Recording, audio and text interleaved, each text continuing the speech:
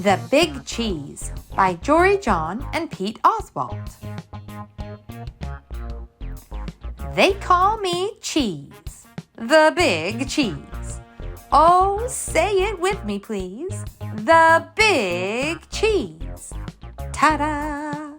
You'd better believe it. That's right, folks. I'm the biggest, cheesiest piece of cheddar around.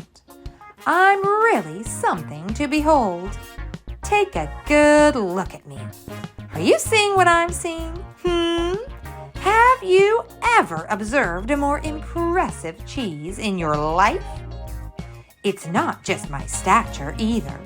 It's my presence, my vibe, the energy I emanate, the excitement I exude. It's the way I fill a room or a theater or a stadium.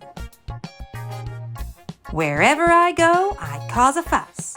Heads turn, jaws drop, gasps are audible. That's why they call me Cheese. Oh, say it with me, please. The Big Cheese. Ta-da! You'd better believe it. How did I get such a good, or should I say, Gouda reputation? Well, I wasn't always a big shot. I grew up on a crowded platter in a tiny kitchen. I was an unremarkable little curd. We lived quiet lives of pasteurization. But I wasn't happy with the status quo. Oh, no. I wanted to make a big old name for myself. So I resolved to become a big cheese.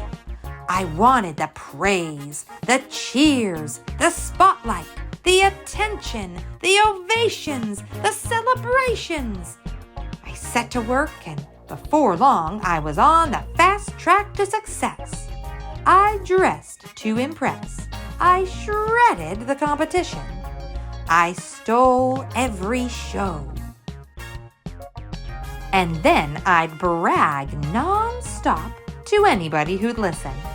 Hey, did you see me score that goal while I was literally yawning? What was the secret to my success? Well, I stuck to the things I was good at. That way I couldn't possibly fail. Did it get a little boring, never trying anything new? I suppose, but it didn't matter as long as everyone agreed that I was, oh, say it with me, please, the Big Cheese. Ta-da! But then, one fateful day, I met Wedge. He was new in town, and he seemed to be my exact opposite in every way. He was quiet. I was loud. He was shy. I was bold. While I dominated conversations, he kept to himself. I didn't pay him much attention at first because why would I? I was too preoccupied with being the center of my universe. But then, without warning, everything changed. Here's what happened. Every summer, our tiny village staged an all-day cheese-athlon. Guess who had first-place trophies from the last 6 years? Oh, say it with me, please. The Big Cheese. Ta-da! You'd better believe it. This year's opening ceremony started at 5 a.m. sharp. I was fully primed and prepared to prevail. First up was a foot race, and I zipped into the lead. Within seconds, though, there was someone on my heels. I could hear his breath, the pitter-patter of his agile feet. It was Wedge. I could not believe it. Oh, he was fast. Not just fast, but skilled, disciplined. He paced himself. We were neck and neck for most of the race, but when I slipped on a rogue pebble, Wedge swerved, sped up, and beat me by a nose. A cheese nose. For the first time, I'd come in second place. Oh, the indignity! There was no time to sulk because the next leg of the competition had already started. It was a game of chess. Before I could blink or think, Wedge had taken my king in 4 moves, and while I was busy protesting to the judges, he'd already moved on. The following events were a blur of loss after humiliating loss. It turned out that Wedge was quietly excellent at everything. Even when he won, though, he didn't gloat. He was so humble. It was odd. It was disconcerting.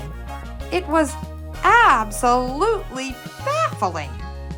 Finally, I watched in dismay as Wedge trounced me one last time, and the day came to a bitter end.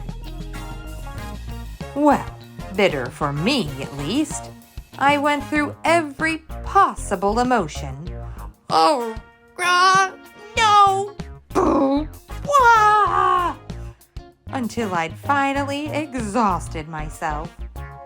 And as I lay in the muck, I heard a thunderous voice making the dreaded announcement. First place goes to newcomer Wedge Wedgman. Whump! Oh, the crowd roared its approval. What had just happened? It was honestly hard to fathom. I closed my eyes.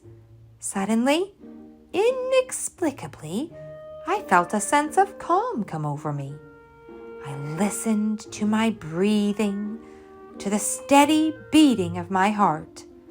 Yes, I had lost, again and again and again. But after all that, I actually felt okay. Relieved even. I suddenly knew that my world wasn't going to crumble. I picked myself up, I dusted myself off, and I headed home. Before too long, I spotted Wedge. He wasn't busy celebrating or bragging. He was just watching the stream go by. He looked content. We chatted for a bit. It turned out that Wedge had a fascinating life story. I found myself getting caught up in a great conversation. A conversation that wasn't all about me. That day I realized something. Maybe it didn't matter if I wasn't the best at everything. In fact, perhaps it was healthy for me to lose for once. And sure, my ego was bruised in the short term, but over time, I gained some perspective on what's really important. Losing taught me about empathy and humility. It showed me that I'd become so focused on winning that I was missing out on the joy of participating. And it helped me see that I can live with defeat, even if I get a bit angry or frustrated at first. These days, I'm trying not to worry about whether I win or lose. I don't have to impress everyone all the time. I let others have the spotlight. And I've taken up some new hobbies, just for me. Yes, I'm trying to be a better wheel of cheddar. So now when I brag about something, well, I mostly brag about my friends. Whoa, did you see that? What a move! Because it turns out that anyone, from a crumb of gorgonzola to a fleck of feta to an unassuming wedge of brie, can be... Oh, say it with me, please. The big cheese. Ta-da, ta-da, ta-da, ta-da. You'd better believe it.